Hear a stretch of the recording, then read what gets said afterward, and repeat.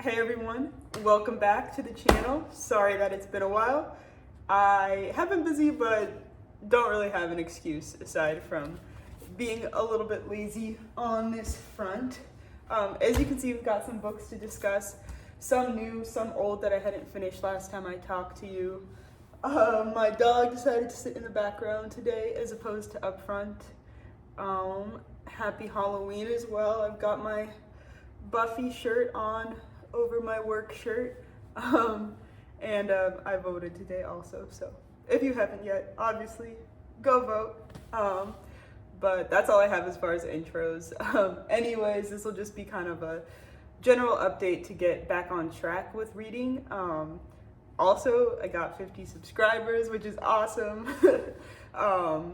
So I mentally told myself once I had 50, I'd do a bookshelf tour, so that will be the next video that you see. And it'll probably be a little longer with hopefully maybe some editing. We'll see how far my skills get me. But without further ado, let's talk about the books that I've read since I last spoke to you. And I don't actually have all the copies this time. So a couple I did Audible, and then one I just lent to a friend, but we'll talk about those afterwards. First off, don't really have an update on Game of Thrones because I am still very slowly reading it. I've told you before, but last time, I finished season 1 of Game of Thrones, which is basically the first book. So I kind of just like pick this up intermittently whenever I feel like reading a little chapter, because it kind of feels like just watching an episode of the show. It's really nice. Like, I already know all the characters. I pretty much know what's going to happen. Obviously, way more detail in a 1,000 page book, or 800 something page book. So it's really nice. Very easily can put it down, pick it back up. Yeah, but really liking it so far, and I'll keep you updated on this. I'm like 275 pages in, so not too far, but liking it. Next, we read some Bell Hooks, All About Love. This was our family book club book. It's kind of funny. It's definitely a divisive book within the family. Some people liked it. Some people hated it. Either way, there were a lot of feelings and a lot to talk about. So if you are looking for a nonfiction book for a book club, this might be a good way to go. It's literally just Bell Hooks trying to define love, sort of for herself, but also just for the general population. It definitely has some hot takes and gets pretty idealistic, but I really enjoyed reading this. Don't fully agree with her idea of love, but I think that's kind of a given with anyone's definition of love. But I really liked reading this. It was short, and I will say a lot of the family members that did not like reading this, read a lot of it at once, or were trying to finish before book club. I kind of just sat down in the mornings and would sporadically read one section while having a cup of coffee, and that was much more digestible and enjoyable, I think, than sort of trying to binge this book, because it's a lot all at once. Next up, I think I hadn't finished this also last time I talked to you. It's just Dress Your Family in Corduroy and Denim by David Sedaris. Really like this. David Sedaris, one of my favorite authors, definitely my favorite comedic author. He just literally makes me laugh all the time. His short stories are funny. My favorite books are his diary type books. That's literally just his diary that go way back before he was even famous. Yeah, this one was great though. I hadn't read it before. I think I'd read some of the short stories before because they felt kind of familiar, or I was getting major deja vu, but really liked this one. Definitely recommend. Next up, as always, reading a Dune book. Finished God Emperor Dune. I liked it. Obviously, just not as good as Dune and Dune Messiah. Honestly, not even as good as Children of Dune. But I'm hooked in this world.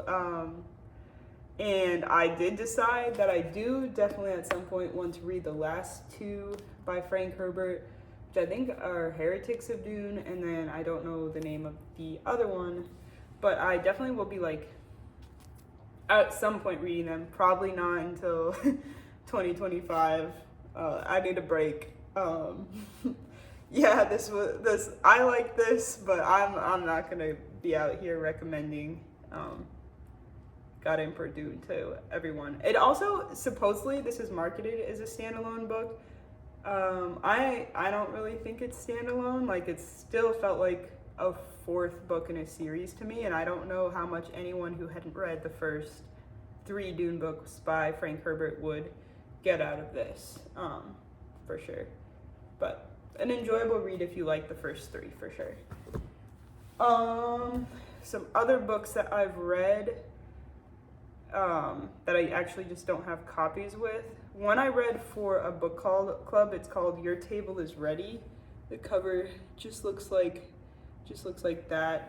It's about a maitre d' in New York, nonfiction, and it basically just tells the story of him working in all these different super nice restaurants over his life in New York. I honestly didn't really like this book that much. Like, I almost always give books like 4 or 5 stars on Goodreads, and I gave this a 2. I listened to the Audible though, and the guy's voice was a little bit annoying to me, and just like the way he sort of talked about like women in the workplace was a little bit frustrating. But it was definitely interesting. Like, I love the restaurant world and hearing stories about it just because their lives are so crazy and so much more focused on like nightlife than most other careers. So it was educational and interesting, but just I just didn't really like the guy narrating it. Not that like there was nothing bad about him, but I just would have rather heard the story from a different perspective than him. And then the end was sort of just like advertising his new restaurant, which I was not that interested in going to. Actually, it's probably really good. I take that back. Next book I did on Audible, it's Hidden Valley Road by Robert Kolker. This book was amazing. I recommend it totally. It's pretty popular, but it's about a family, and they have 12 kids, 10 boys, and 6 of the boys eventually are diagnosed with schizophrenia, and it happens all at once. So I read this for a book club as well, and it sparked a lot of conversation. It was very educational about schizophrenia, not super academic. I studied neuroscience in college, and like I still learned a lot from it, but also thought it was basic enough sort of just for the general population. It goes into the science enough to satisfy anyone with the science background, but also wasn't too deep that you needed any sort of science background to understand it. But I learned a lot about the disease. It was a really compelling story, really sad, honestly, but yeah, I love this book. Next book, so I picked this for my family book club.